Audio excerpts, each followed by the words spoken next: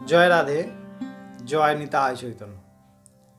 ভগবান শ্রী নিতাই চৈতন্য মহাপ্রভুর অহৈতুকী অনুকম্পায় আমরা ভগবানের কথামৃত, ভগবানের চরিত্র এবং শাস্ত্র সম্বন্ধীয় তথ্যগুলি আলোচনা করি।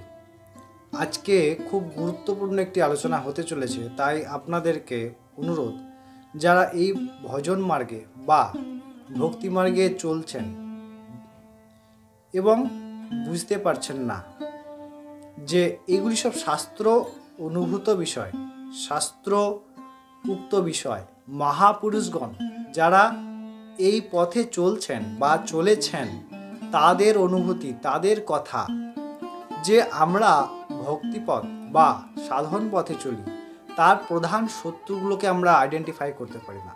যেমন একটি কম্পিউটার যদি ভাইরাসের দ্বারা অ্যাটাক্ট হয়, ভাইরাস অর্থাৎ প্রোগ্রাম, এবং অ্যান্টিভাইরাস লাগানো হয় কারণ সেই ভাইরাসগুলিকে ডিটেক্ট করার জন্য, যাতে এইগুলির দ্বারা আমাদের ক্ষতি না হয় আমাদের কম্পিউটার বা আমাদের সিস্টেমে। সেই রকম সাধন পথেরও অনেক ভাইরাস আছে যেগুলিকে আমাদের নির্বাচন করা এবং খুঁজে বের করা অত্যন্ত গুরুত্বপূর্ণ বিষয়। এর মধ্যে দুটি প্রধান বিষয় আমি আপনাদেরকে বিশেষভাবে আলোচনা করব।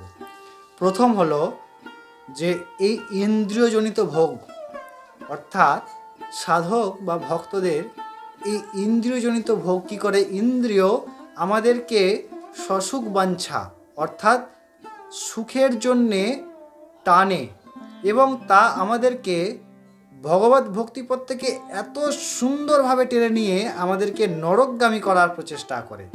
তাই এটি অত্যন্ত গুরুত্বপূর্ণ বিষয়।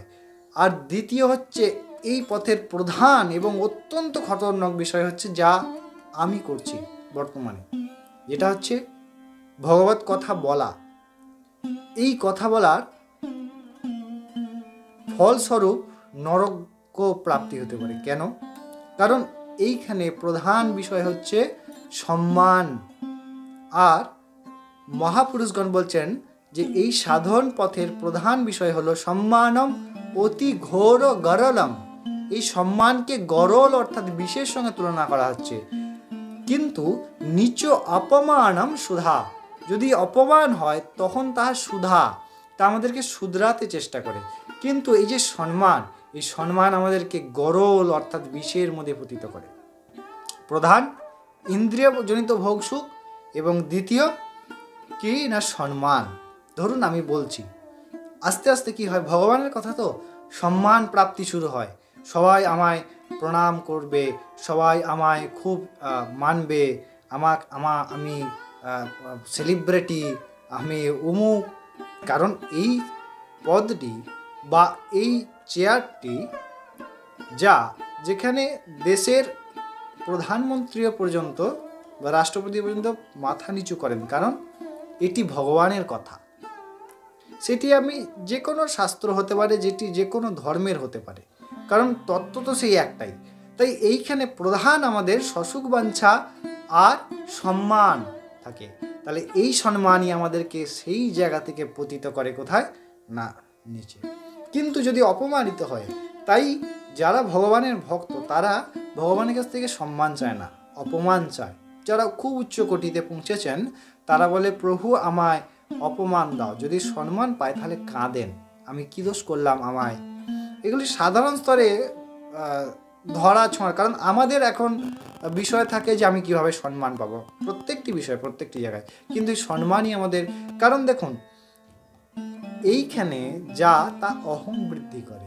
এই অহংকার যদি প্রকৃতপক্ষে বিচার করাই যায় যে অহংকার বস্তুটা কি, কিসের ওপর অহংকার হয়, কিসের উপরে না আমার যদি অনেক থাকে তাহলে আমি দান করছি, তার অহংকার হতে পারে। কিন্তু একে বাস্তবে যদি আমরা পরীক্ষা করি বা আমরা সেইটিকে নিয়ে রিসার্চ করি, তাহলে দেখা যাবে আমাদের তো কিছুই নেই, দেহটাও পর্যন্ত আমার নয়, এটিও সনাতন স্বরূপ নয়। একমাত্র অহংকারের বিষয় হচ্ছে ভগবান আমার। এই অহংকার ঠিক আছে, এটা আপনাপন, ভগবানের সঙ্গে নিজের ভালোবাসা, এটা প্রেম। এই প্রেম আমাদেরকে ডোবায় না, এটা আমাদেরকে পরম পদ প্রাপ্তি করায়। তাই যখন ভগবত কথা বা ভগবত চর্চা এই বিষয়ে আলোচনা হয়, তখন এই দুটির ওপরে অত্যন্তভাবে ধ্যান রাখা খুব প্রয়োজন। না হলে পতিত হয়ে যাওয়ার চান্সেস খুব আছে। আমরা গোপী গীতে তার বিশেষ তত্ত্ব পাই। প্রথমে গোপীগণ ভাবলেন যে এই সমগ্র বৃন্দাবনে একমাত্র আমরাই সৌভাগ্যবান যাকে কৃষ্ণ সাক্ষাৎ এসেছেন এবং আমাদের সঙ্গে বিশেষভাবে আমাদের সঙ্গে লীলাতে আমাদেরকে লীলার সঙ্গী করেছেন, এই অহংকার। এরপরে রাধারানী, যদিও রাধা কৃষ্ণ এক নয়, এখানে ভগবানের লীলা, এটি বুঝতে হবে। কারণ ভগবান তসমাৎ শাস্ত্র প্রমাণমতে, ভগবান শাস্ত্র প্রমাণ তথ্য প্রমাণের দ্বারা সমস্ত বিষয়গুলিকে, সমস্ত বস্তুগুলিকে খুব সুন্দরভাবে আমাদের কাছে তুলে ধরেন। তাহলে সেই বিষয়গুলি যদি আমরা মেনে চলি বা সেই বিষয়গুলিকে যদি আমরা হৃদয়ের মধ্যে উপলব্ধি করি, তাহলে নিশ্চিত আমাদের ভগবত প্রাপ্তি হবে। এবং অহংরহিত এবং উচ্চকোটিতে পৌঁছে গেলে তখন আর অহংকারের বিন্দুমাত্র থাকে না, তখন যা হয় সব ভগবতময়। তখন আমায় প্রণাম করলে কোনো কিছুই থাকে না, কারণ আমাকে কেন প্রণাম করছে, আমি তিলকমালা মুছে ফেললে কেউ আমায় প্রণাম করবে না। তাই যা হয় গুরু দাসত্বের, তখন হয় গুরু দাসত্বের, ভগবত দাসত্বের।